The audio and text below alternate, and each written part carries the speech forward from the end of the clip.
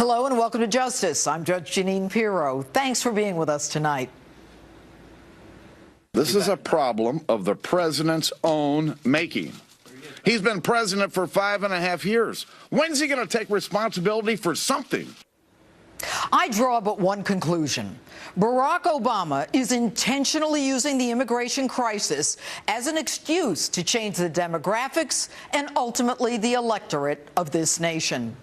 The latest, a Trojan horse, adding to a long line of scandals, screw-ups, shocking stupidity, or maybe shocking shrewdness. Yes, a Trojan horse, using children to advance his political party, his agenda, and his legacy. As coyotes, human smugglers hired to bring children into the United States deliver them by the thousands with the help of Mexico, a public health danger, a law enforcement nightmare, and yet another tax burden is created courtesy of Barack Obama. Now you say, come on, these are babies. This is a humanitarian crisis. And I say, we all love babies, but most of the babies coming here are between the ages of 14 and 17. And 3/4 of those 14 to 17-year-olds are males. So much for that image of Border Patrol spending all their time changing diapers. And I've got more bad news for you. Gang signs located at the holding facilities enticed those male teens to join MS-13, one of the most violent gangs in the world.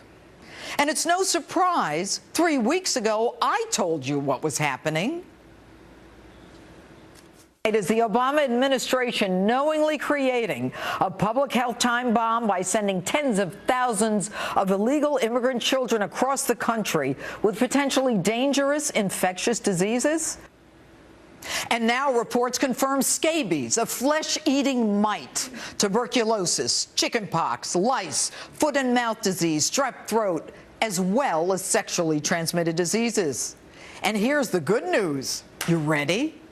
Our most transparent administration is shipping these kids into your state and your town with no notice under the cover of darkness, hoping you won't notice, as happened in Murrieta, California.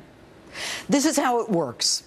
Each child is given a form, one easily duplicated, by the way. And according to Border Patrol, they board buses and planes, the same commercial ones that you use for your travel, courtesy of, yes, your checkbook. Now, once dropped off with virtually no supervision, they walk off.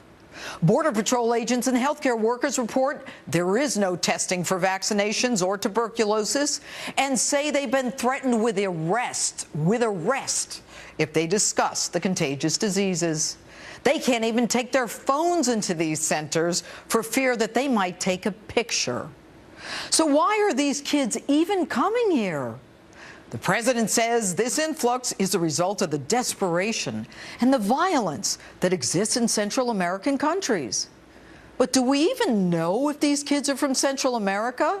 When in 2012, the United Nations reported individuals from terror-prone Somalia were traveling to Central America to illegally enter the United States. So far this year, almost 60,000 kids have entered illegally. No country in the world would allow its border to be infiltrated by people without identification who haven't even been screened. And what is the president doing to stop this, you ask? Nothing. And who is facilitating the flow of this more than 1,700-mile trek? None other than our good neighbor, Mexico. Now, you may recall then-President Felipe Calderon lecturing Congress a few years back, telling us, "My government does not favor the breaking of the rules. I fully respect the right of any country to enact and enforce its own laws." But then went on to say he didn't agree with the Arizona law that was just passed, to which and for which he then received a standing ovation. And guess who's shipping these kids on trains illegally in violation of our laws that they so-called respect to infiltrate our border? Mexico. For sure, these kids are not paying for that transportation as they ride on trains through Mexico. So who gives Mexico the right to ship them to us? Why aren't they keeping them or housing them? Why aren't they sending them back?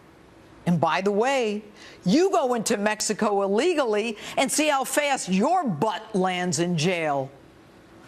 Now, our president told us that our borders were secure, as he ridiculed those who said that it wasn't. You know, they said we needed to triple the Border Patrol. Or now they're going to say we need to quadruple the Border Patrol. Or they'll want a higher fence. Maybe they'll need a moat. Maybe they want alligators in the moat. Funny. But you really didn't expect the truth from him, did you? In 2012, it was Barack Obama who instituted his own program that deferred deportation for kids who entered the nation illegally as long as they went to school or joined the military.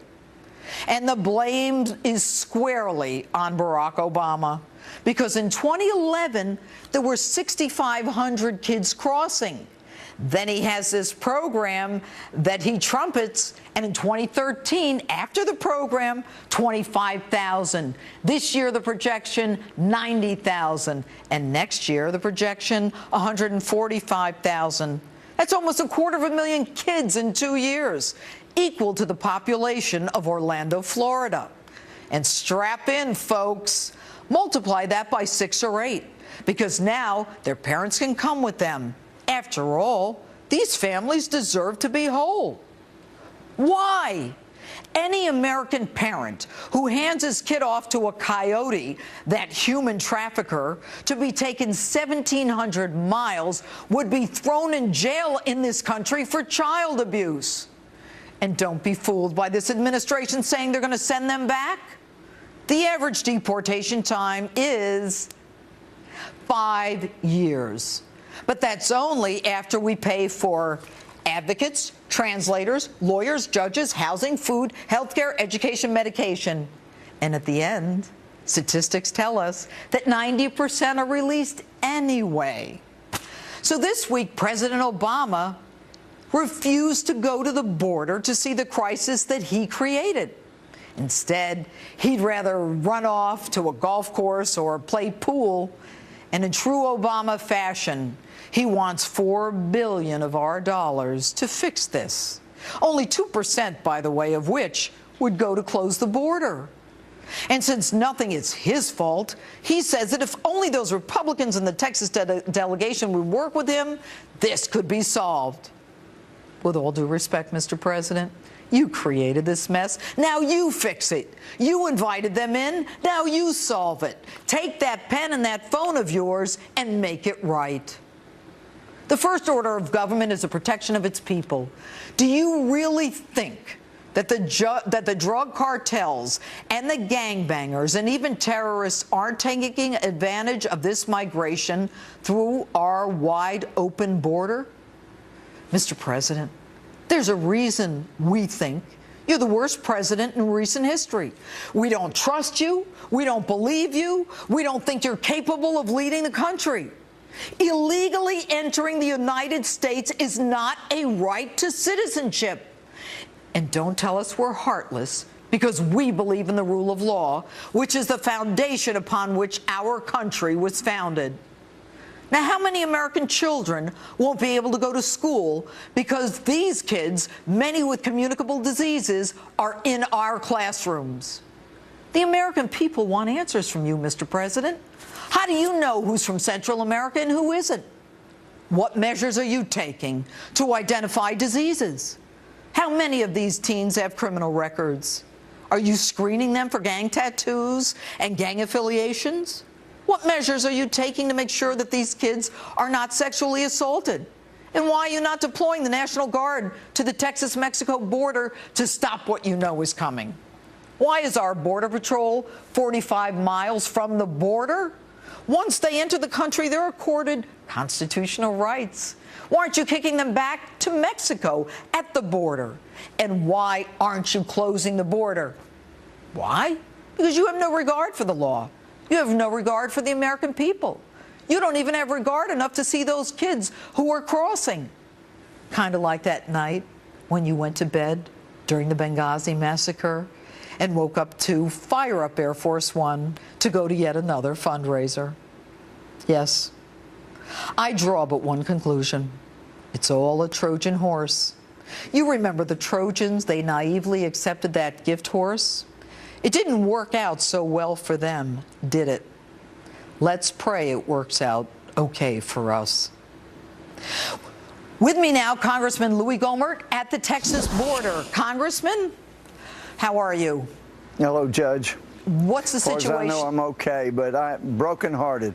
Well, last night was out till 2 or so on the border, and there was wave after wave after wave of people coming. And what you see, the New York Times wrote about the youngest coming across was 3 years old, unaccompanied. And you and I have both referred to the unaccompanied. But, Judge, the truth is no child comes unaccompanied. They pay drug cartels to bring them in. Why? Because this president has given the impression correctly that if you come, you get to stay. So we are luring children here through savage circumstances. Some of them get pulled off into sexual trafficking, which was the reason for the Wilberforce law, to try to avoid that. Well, now it's been used to draw more and more into sexual trafficking, human trafficking. So they come here and immediately they're expecting their rights. If you look at the $3.7 billion the president says he's got to have, hardly any of it is going to help the problem here on our border. There's even money for leadership training in there for the people who come in illegally. That way, maybe they can create their own acorns, things like that. It is outrageous. Texas DPS is doing a tremendous job helping, supplementing, but that's not their job. But if you go Texas back to what DPS, you originally said in your monologue, Safety. Yeah. Right. We got people down there working hand in hand with Border Patrol. They're spending money, millions of dollars. They shouldn't have to. But at the very start of your monologue, fantastic, you encapsulated so much of the trouble here. But you mentioned, what some people have gotten outraged about and said, how dare you say the president wants to turn Texas blue? Well, how about because the president says he wants to turn Texas blue? Right. How about the Democrats saying they're going to turn Texas blue? At some point, you tried as a judge, circumstantial evidence case. I have. You look at the circumstances. He's doing everything he can, including luring as many millions so far, tens, hundreds of thousands. We're told there's 300,000 in the channel. And Judge, let me just mention, hang on, at Congressman, 1:30 or so, Congressman, we've got a break coming up. Stay with us. We're coming right back to you. And coming up, we're going to continue our coverage live from the border of the recent crisis. And vote in tonight's Insta poll. What should we do with the thousands of children that are crossing into our country? Facebook or tweet me at Judge Jeanine.